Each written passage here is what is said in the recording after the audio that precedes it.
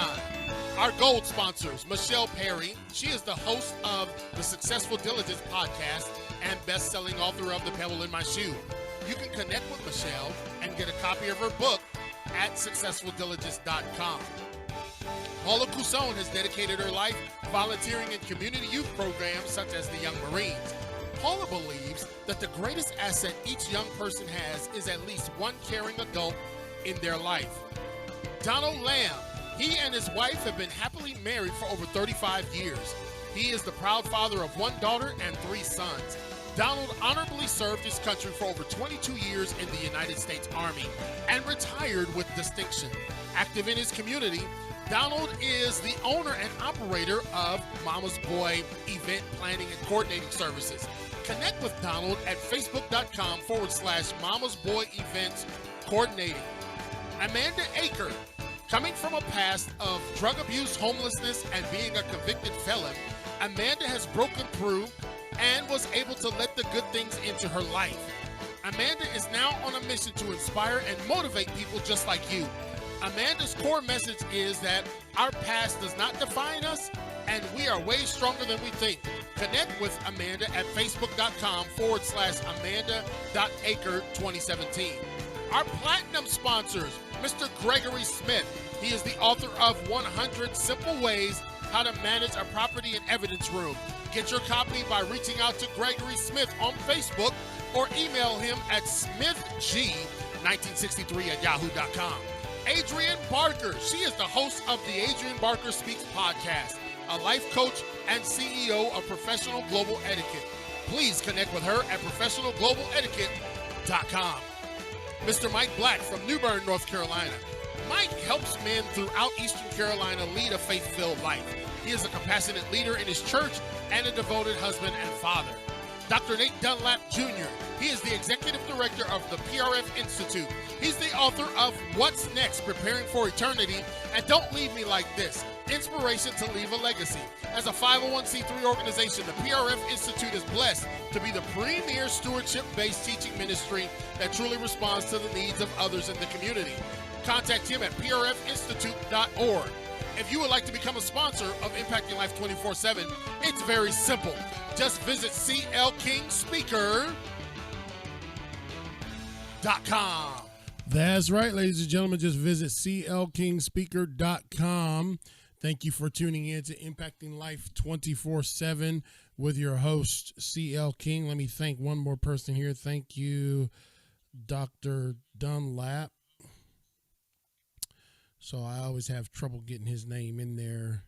Just like to do that. Our sponsors are people that serve throughout the community in various capacities throughout the country, and we try to reciprocate their generosity by promoting what they do on our show throughout the show. And you know that commercial's heard on about 30 different platforms throughout the country, 44 states, and over 30 different countries. And so we're thankful for our sponsors. If you'd like to become a sponsor, it's really simple. It's easy, y'all. Just go to clkingspeaker.com. clkingspeaker.com. I probably should have some other intro music on to lighten the mood, but nonetheless, I'm coming to you live from Impactville, right here, sitting atop the Ruth E. Plowden Legacy Chair. And I have a message. You notice I got the Impact Motivator hat on tonight for those of you that can see me. And for those of you who can't, just please trust that that's exactly what I'm wearing. And we're thankful for our podcast audience, which is the larger percentage of those that tune in by purposely and intentionally downloading the podcast. And we're hosted on Podbean. That is our host podcast vehicle. And we're thankful because we've been with them now for several years. And so here we are tonight.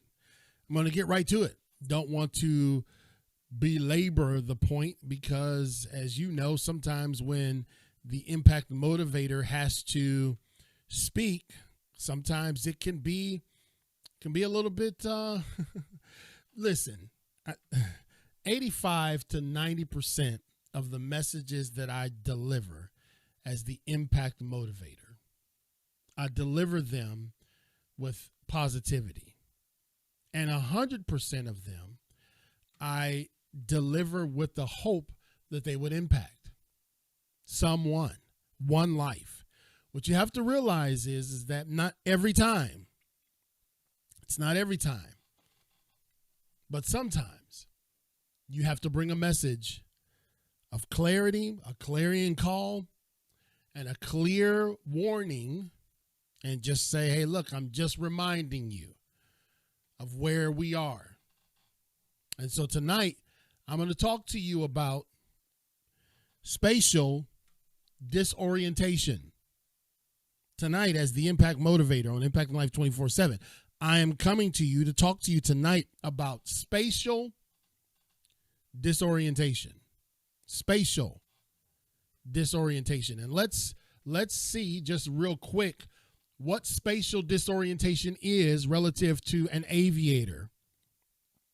It usually means it is the inability to determine altitude or attitude or speed. Spatial disorientation is the inability to determine altitude, the attitude, or speed of the aircraft. It is most critical at night or during poor weather when there is no visible horizon, since vision is the dominant sense for orientation. Understand that having vision and understanding how vision works with orientation, spatial disorientation is caused by some very key factors: poor weather, no visible horizon, and also the auditory system, the vestibular system that's within the ear, and then the proprioceptive system, sensory receptors located on the skin, the muscles, the tendons, and joints. Collectively, they all work together to coordinate movement with balance and can also create illusionary, non-visual sensations. Did you hear what I said? That the very things that you have in your possession, within your inner ear, located on your skin and muscles and tendons and joints, the very things that work to coordinate movement and balance can also create illusionary, non-visual sensations, resulting in spatial disorientation in the absence of strong visual cues. In the absence of strong visual cues, one can succumb to spatial disorientation. And that's what I'm here as the Impact Motivator on Impact Life 24/7 to discuss with you, that I feel that we are living in a time of spatial disorientation. I feel that our times have shifted so much that the very things that were designed to give us balance and the very things that were collectively designed to coordinate movement as a human race are now the very things that have created illusionary, non-visual sensations, resulting in spatial disorientation. And there is afoot an erosion and the absence of strong visual cues. I know sometimes people would say, King, you talk a lot about aviation, because I feel that in my next life, I'm going to be a pilot.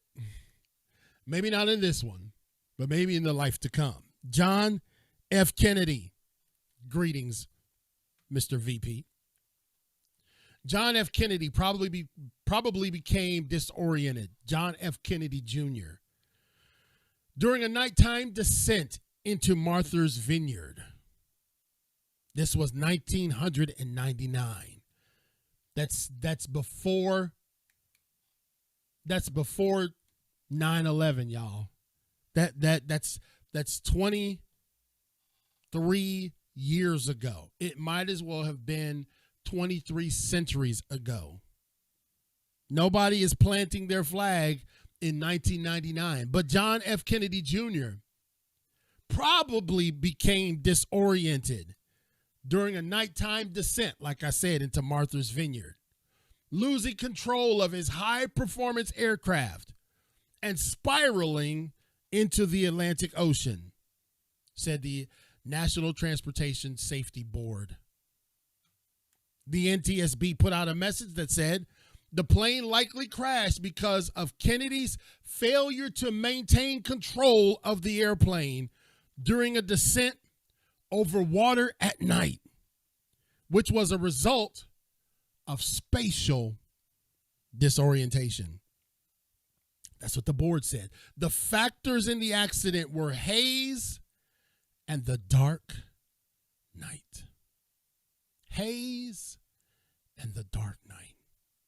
And I'm here to tell you, as the Impact Motivator, sitting in the Ruth E. Plowden Legacy Chair, high in the virtual studios of Impacting Life 24/7, I have come tonight to deliver a message to you that I feel that we are easing ourselves into this phenomena called spatial disorientation. The crash killed Kennedy, his wife, Carolyn Bessette Kennedy, and her sister Lauren Bessette, as they flew from Caldwell, New Jersey to the Vineyards on July 16th, 1999, with Kennedy as the only pilot on the single-engine Piper Saratoga. John F. Kennedy Jr. was flying this plane, and the sensitivity of the high-profile crash and, with the investigation was evident. It was evident that this was a sensitive time. Here again, another Kennedy is gone. There was no formal meeting by the NTSB or vote by the 5-person board. The report was mostly raw facts with very little analyses and no recommendations to prevent similar crashes. The treatment that other less noticed general aviation accidents usually receive. That's right. I'm here to talk to you, ladies and gentlemen, as the Impact Motivator, about spatial disorientation. You must be aware. You must be alert to the conditions around you, because the late John F. Kennedy Jr. was not. A spokesperson for the late Senator Edward Kennedy said the family would have no comment on the NTSB report. The report generally confirmed the thinking of most pilots and other aviation professionals at the time that Kennedy had flown into a black hole with no horizon or lights from the stars to help keep him in an oriented fashion of flight. Does that not sound like the times we have slipped into? He flew, ladies and gentlemen, into a black hole. And he had no outside stimuli, lights or stars to help him keep his orientation.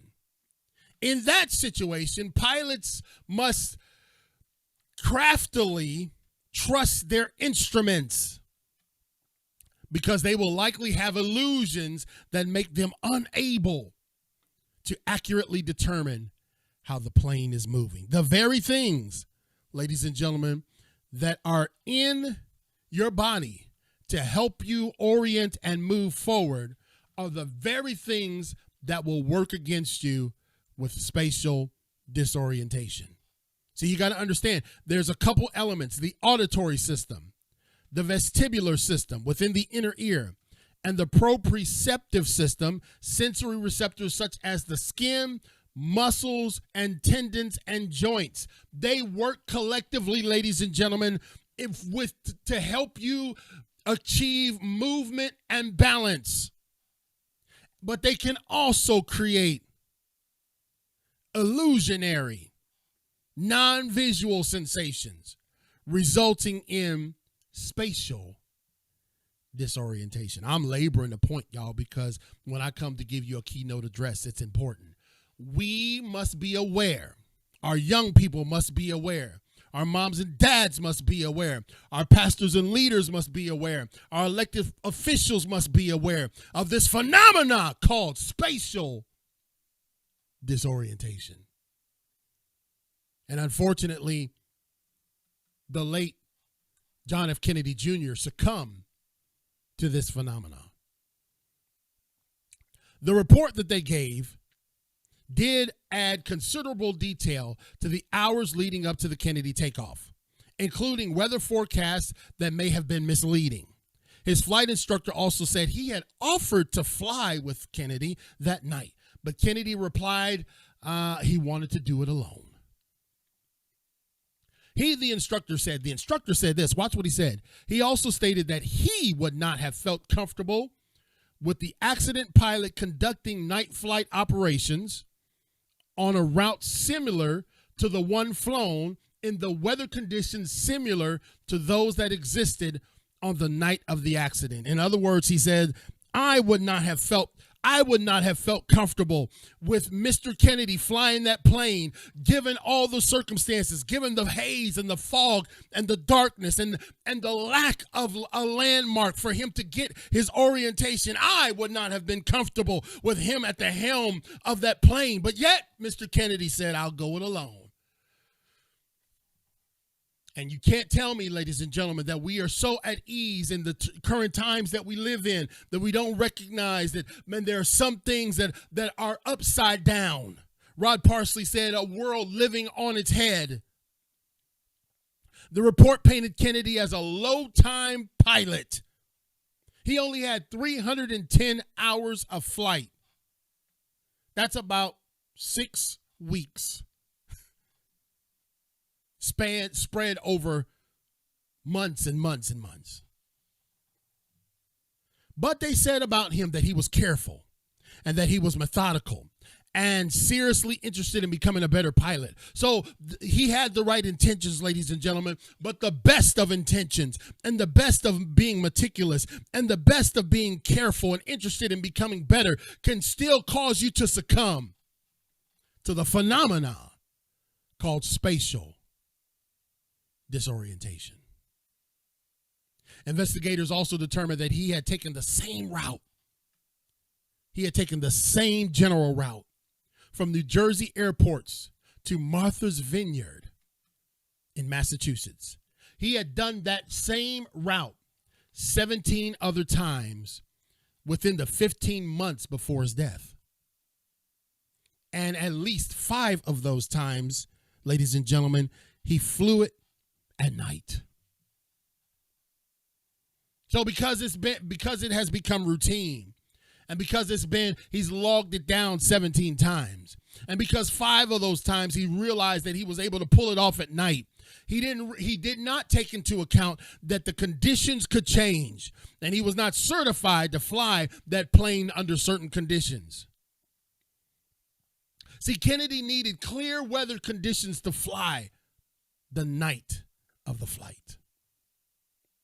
He was not under the control of the air traffic controllers, and he had not yet received this rating that would have allowed him to fly on only instruments into conditions that had poor visibility. He wasn't qualified. He wasn't certified to use the instruments that very well could have saved his life because he just did not have enough time. And so he became delusional in the elements. Now, Kennedy passed his written instrument examination on March 12th, 1999, with a 78% score and had satisfactorily completed 12 of the 25 lessons that would allow him to be certified to fly instrument flying. His instructor said Kennedy's basic instrument flying skills were excellent, but he stated that the pilot had trouble managing multiple tasks while flying, which he felt was normal with that pilot's level of experience.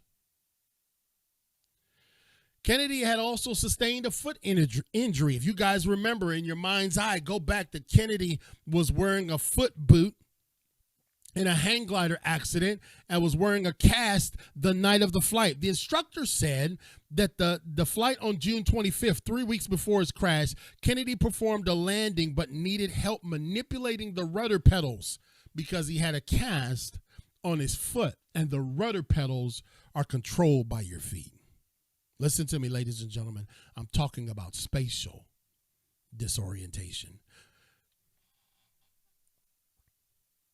The report says that most of the aircraft that crashed was recovered and no mechanical defects had been found. The instruments that Kennedy would have needed to fly the aircraft in the dark, hazy night showed no evidence of pre-crash failure. However, there were indications that Kennedy had turned off the autopilot before the crash. The autopilot contains an altitude hold feature that would have righted the plane and leveled it out automatically if Kennedy had used it. The report said Kennedy or someone using his code made 2 weather requests. And the reports came back with this status, that there were generally clear skies and visibility for 4 to 6 miles with some haze. However, Kennedy did not access the National Weather Service forecast. Sometimes you can't just do things on the surface, ladies and gentlemen. Sometimes you can't just take the local barnyard weather report. Sometimes you got to find out. I know what the weather says here, but what does it say about my final destination? There's a whole lot of land and a whole lot of air between where I started and where I finished. He didn't access the National Weather Service forecast for weather observations on the website. The site indicated somewhat worse conditions off the coast, with haze extending 7,000 to 8,000 feet higher than his planned 6,000-foot cruising altitude. Another pilot said that he had called a Federal Aviation Administration Flight Service office before leaving on the same route and was told emphatically, no adverse conditions. Have a great weekend. However, he said later that poor conditioning, I had no visual reference of any kind, yet was free of clouds and fog. So he said, I had no reference of what was the sky and what was the ground, and there was no haze or clouds or fog on my route. The movements of Kennedy's plane appear to be similar to someone going through spatial disorientation. I'm talking to you tonight. Listen to me. The plane made several turns, alternately climbing and descending. In the end, the plane went into an increasingly tight turn, its speed increasing and its nose turning down. The plane's rate of descent reached an estimated 4,700 feet per minute before the aircraft hit the water nose down. And the elements that were in John F. Kennedy Jr.'s possessions, his auditory, his perception, his skin, his muscles, his tendons, they all work in tandem to keep us balanced and moving forward. But when we slip into spatial disorientation, the pilots say this, ladies and gentlemen, that you have to fly by the seat of your pants. So in other words, when you don't know what's up and when you don't know what's down, you have to fly the plane. You can't be trying to figure out, okay, is there stars over there? Is it a moon over? You got nothing. You have to fly the plane. And without the credentials of using instrument, you have to look at your artificial horizon to tell you whether you're going up or whether you're going down. But listen to me closely. Spatial disorientation causes you to think that down is up and up is down. And I feel that we are casually slipping into a time period where we have, as a society, slipped into this thing called spatial disorientation. If you don't believe me, then listen to the scripture in Isaiah. Isaiah gives us several woes in Isaiah chapter 5. And watch this. Isaiah chapter 5 says this. Woe to them that call evil good and good evil, that put darkness for light and light for darkness, that put bitter for sweet and sweet for bitter. Woe unto them that are wise in their own eyes and prudent in their own sight. We've gotten so smart. We've gotten so intellectually gifted. We've gotten so wise in our own eyes that we don't realize that our plane is flying upside down. The conditions of spatial disorientation will say you can be spinning around to the right. And they did this with test pilots. They spun them around to the right. And when spatial disorientation kicks in, they think they're still spinning when the chair is stopped. They ask them to hold up their thumbs and point in which direction they're spinning. And the pilots started spinning to the left, indicating they were spinning to the left, and the chair was bone-chillingly still because spatial disorientation had kicked in. And now they thought that in their sedentary state, they were still moving. And so what does it cause us to do? It causes us to overcompensate in a direction that we don't need to go. It causes us to cause our plane to take on a trajectory that it's not supposed to take because we don't know what's up and we don't know what's down. Spatial disorientation gets you casual. You flying along. Oh man, I got this. I done flew this route 17 times.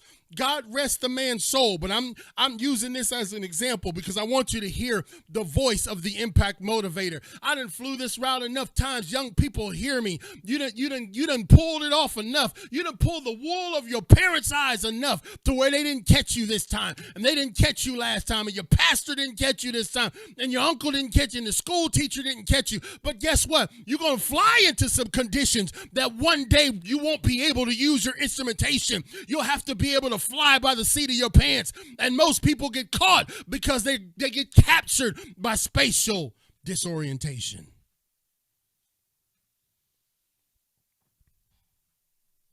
Spatial disorientation is not some sort of mystical theory. It's a real theory. It's a real phenomenon. In fact, they say you will not be able to tell in most cases when a plane banks to the left or to the right unless you have some sort of reference that the plane is turning. You won't know that it's up, or you won't know that it's down. You won't know that it's turning to the right or turning to the left because you need some sort of landmarks. Are you feeling me? You need some sort of indicators. You need some sort of light that lets you know what's up and what's down in the dark. You need some stars that give you an idea of where the horizon is. You need the moon to illuminate the sea so you don't go violently plunging into it. But what we've done, we've allowed this time period that over the past 2 years, we've allowed this spatial disorientation to creep into the church and creep into our homes and creep into our society. And now we're all saying down is up and up is down. If you think I'm not telling you the truth, turn on that godforsaken news. I'm the Impact Motivator, ladies and gentlemen. I don't speak to hurt people. But when I have a message, I make no apologies about it. I've been doing this 30 years. I'm coming to give you a message that the reason why John F. Kennedy Jr.'s plane plummeted into the Atlantic Ocean in 1999, that ill-fated flight was destined to crash. Because number one, he was not an experienced pilot. Number two, the conditions were not conducive for his skill set.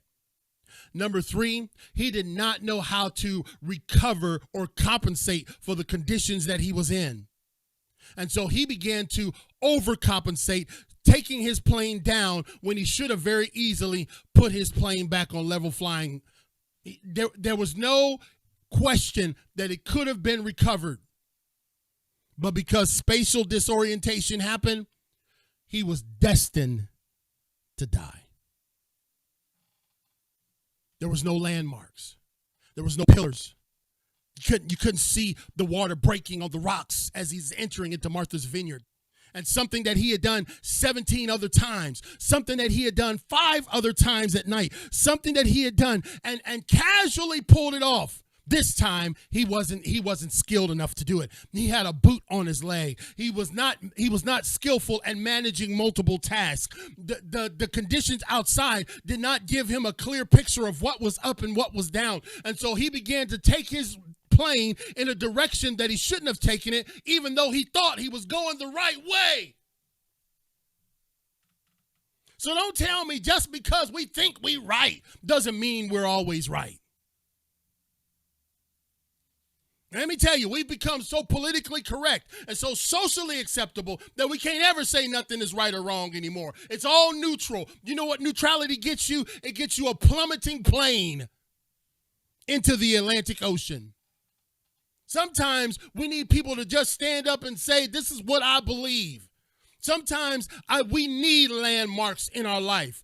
I know they're old. I know they're old-fashioned. I know they're weathered by the sea. I know sometimes we just want to, like John F. Kennedy Jr. said, I want to do it alone. The flight instructor was a landmark for him. The flight instructor could have helped save his life, but now I want to do it alone. I got it. We're raising up a generation that says, you can't tell me nothing. I don't need no landmarks in my life. I don't need any direction. I got this. And let me tell you something. It was because of that mentality that plane fell 4,700 feet a minute into the icy cold waters of the Atlantic. Spatial disorientation is a real phenomenon.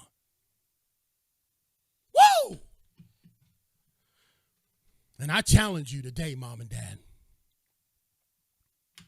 in spite of all what's going on in society, I challenge you, pastor and leader, I challenge you, political figure, I challenge you to stand firm on what you believe. And not be so swayed by the fog.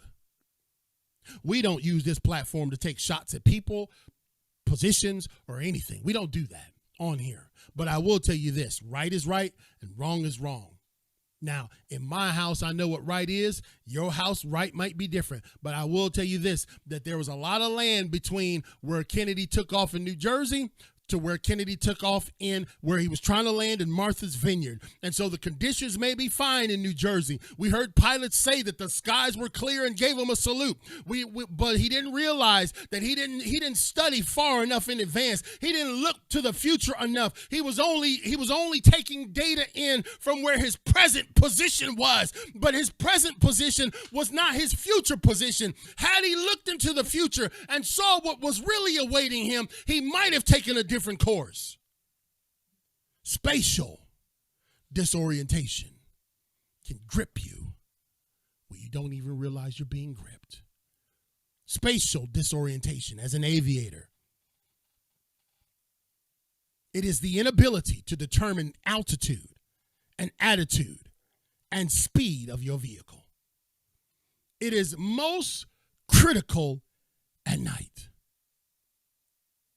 and in poor weather, where there's no visible horizon. Since vision, ladies and gentlemen, is the dominant sense of orientation, the auditory system, the vestibular system that's within the inner ear, and the proprioceptive system, sensory receptors located in the skin and muscles and tendons and joints. These work collectively to coordinate movement with balance.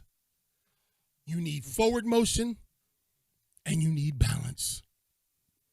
And these same elements can create illusory, non-visual sensations resulting in spatial disorientation in the absence of strong visual cues. Where are our strong visual cues today, ladies and gentlemen? Where are they? See, every time I bring that up, people want to go back to, well, back in the 1700s. I'm asking you today, where are our strong visual cues for this next generation, to prevent them, to equip them for when they get ready to fly into some haze and some fog?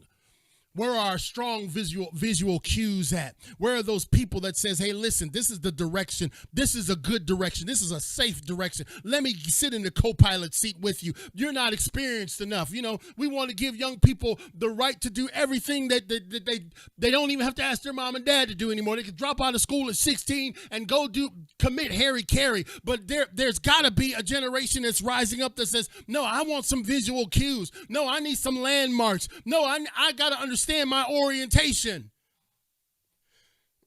Because just because you're 18 don't mean you're grown. And certainly don't mean you have experience. Boy, I tell you what. When the Lord dropped this on my heart, I said, Lord, help me to help myself first. I got to fly the plane by the seat of my pants when it gets dark. I gotta fly the plane by the seat of my pants when the haze rises up to my cruising altitude. I gotta fly the plane. I gotta look at my artificial horizon. I gotta make sure my plane stays level. And this is, you know, it wasn't just John Kennedy, ladies and gentlemen. See, without, and I'm going to be closing here in just a minute, but without visual references or cues, such as a visible horizon, humans will rely on non-visual senses to establish their sense of motion and equilibrium. During the abnormal acceleration of flight, the vestibular and the proprioceptive systems can mislead, resulting in spatial disorientation. When an aircraft is maneuvering, inertial forces can be created that changes the vehicle's speed and changes the direction horizontally, and it can cause you, resulting in perceptual misjudgment of the vertical. It can cause the combined forces working to achieve flight to work against you. All because there's no landmarks. All because there's no pillars.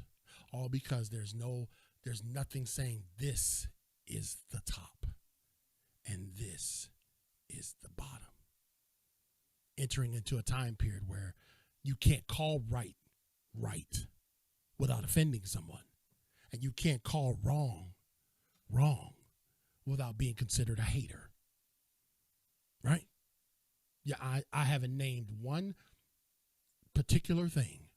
I'm just telling you that there is a time period. I feel as a nation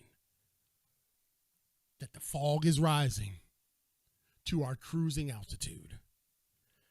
1959 was the first case. I've studied every plane crash that's ever happened since aviation history, to include the Wright brothers' misfortunes till they achieved flight. 1959, Clear Lake, Iowa. 1963, Camden, Tennessee. 1964, Nashville, Tennessee. 1978, Arabian Sea. 1978, Bering Strait. 1992, Panama. 1999, Atlantic Ocean. That was JFK Jr. 2000, in Switzerland. In 2000 again, Bahrain. In 2000 again, Missouri. In 2004, the Red Sea. In 2007, Cameroon, Africa. In 2007 again, in Turkey. In 2008, Russia. In 2009, Waypoint, the Atlantic Ocean. In 2010, Libya. In 2010, again, Nepal. In 2012, Australia. In 2016, Russia. In 2019, Trinity Bay, Texas. In 2019, again, Japan. In 2020, California. Spatial disorientation is a real thing, where the conditions that you are in cause you to say, up is down, right is left, left is right. And no matter how hard, unless you have a visual cue, unless you have something that lets you know, unless you have a banner, unless you have an artificial horizon, unless you have something out there that gives you an orientation, unless it's out there, you will continue to go in the direction you think that's helping you, and the very direction that you think is helping you is a direction that's going to take you down. Here's what I want to say, ladies and gentlemen. It's time for us to get under some banners of right and wrong. It's time for us to be aware of the times that we're living in. It's time for us to look, and young people, it's time for you to have banners in your life. It's time for you to have waypoints. It's time for you to have a shoreline. It's time for you to have someone say, no, this is far enough. This is too far to go. Listen to me, because the conditions right now may be good in New Jersey, but when you fly down to Martha's Vineyard, the conditions are going to change, and you won't be ready for it. And the things you use to try to keep you aloft will be the very things that take you down.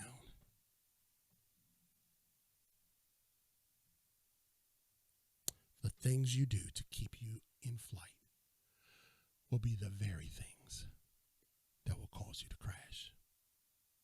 Up will be down, and down will be up. And if you don't see that knocking on our societal door, then you've been asleep.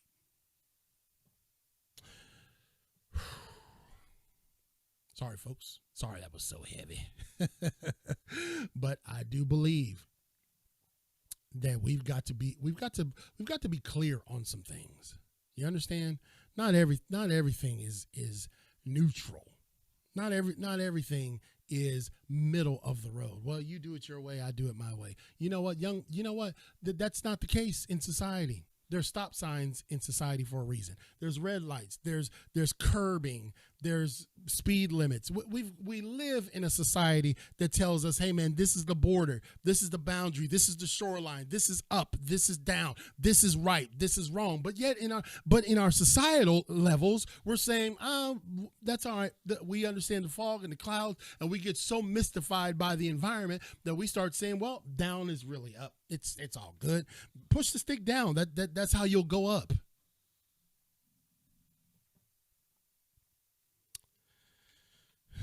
Spatial disorientation, the phenomena that took the life of John F. Kennedy that summer day in 1999 is again creeping in on a societal level. And it's time for us to say, here's some landmarks. I know sometimes the landmarks can be inconvenient. I know sometimes the landmarks can be old and outdated. I know sometimes the landmarks are not very fashionable. But I'll tell you this. The landmarks keep your plane afloat, aloft. The landmarks keep your plane aloft. The stars in the sky let you know what's up. The glistening, shining moon let you know you're still maintaining altitude. The ripples on the sea let you know you don't want to go down there. The thrashing waves along the shoreline gives you some perspective of how to fly straight. Spatial disorientation. I know not everybody will agree with this. I know not everybody will like it. I don't speak to hurt, but I do speak to challenge. I have to wear the hat, and I wear it with pride, ladies and gentlemen. Spatial disorientation can catch you when you least expect it. You certainly think you're going right. It's possible to be convinced, absolutely sure, of the direction you're going and be going in the wrong direction. I love you. Thank you guys so much for tolerating the Impact Motivator. And that concludes our busy broadcast week. We got some new lights in the studio. I wish I could take the camera and turn it around, but I got junk all over my desk. I'll get it cleaned up. We're going to make some more modifications in here. We got some brand new lighting system. I'll maybe take a picture and show you guys on Facebook. So thankful for our sponsors who help make those types of things happen, because people want to be on this show, ladies and gentlemen. I have no doubt that when I reach out to Denzel Washington, he's going to be like, okay, King, I'll come on and I'll waive my fee. That's my goal. One of my goals is to interview Denzel Washington. So you put out a high quality product, high quality people will follow. All right. But that doesn't mean we only seek after the Denzels, but why not shoot for the stars? The stars is up there. Let's get them. All right. Thank you, ladies and gentlemen, for tuning in to Impact Life 24/7. If you'd like to become a sponsor of what we're doing here, all you got to do is go to clkingspeaker.com. Next month, I'll be speaking at Southwest High School, and we do that without charging them. And part of the way that happens is because of our wonderful sponsors. There's a lot of great things that we have coming up. I still can't tell you yet because we got to finish one last little detail, and then I can't wait to share the great news with you of the directions that Impacting Life 24/7 as an entity is going. I'm just thrilled to death. The journey that we are taking, it really has taken on legs more than just kind of doing a hobby podcast. You know what I'm saying? We got a whole lot more going on than that. So look for the book. The book is on schedule. Greg can take a sigh of relief and breathe.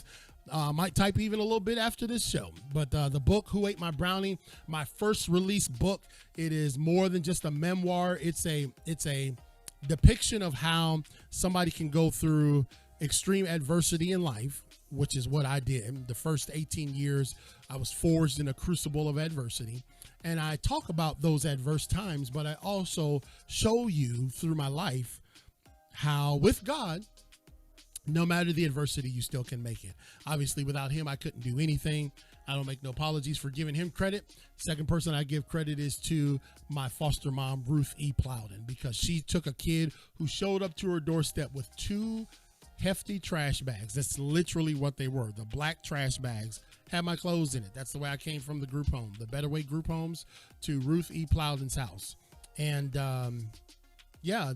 she said, listen, you can take all of the stuff that you went through and use it as an excuse, or you can use it to change the world. And guess what Ruth E. Plowden was for me? She was a landmark. She let me know where the horizon was. She let me know where the shoreline was. She was somebody I listened to. This woman took me in off the streets of Cleveland, and so she helped me maintain altitude and kept me flying straight. And even when conditions came that made it possible to succumb to spatial disorientation, she qualified me to use my instruments. One of the instruments she taught me to use was the Bible. Read it, Chris. So 83 years old. She had 83 foster kids. I think she was a little older than 83 when she passed away. I utilized her funeral, and she had 83 foster kids over 30 plus years.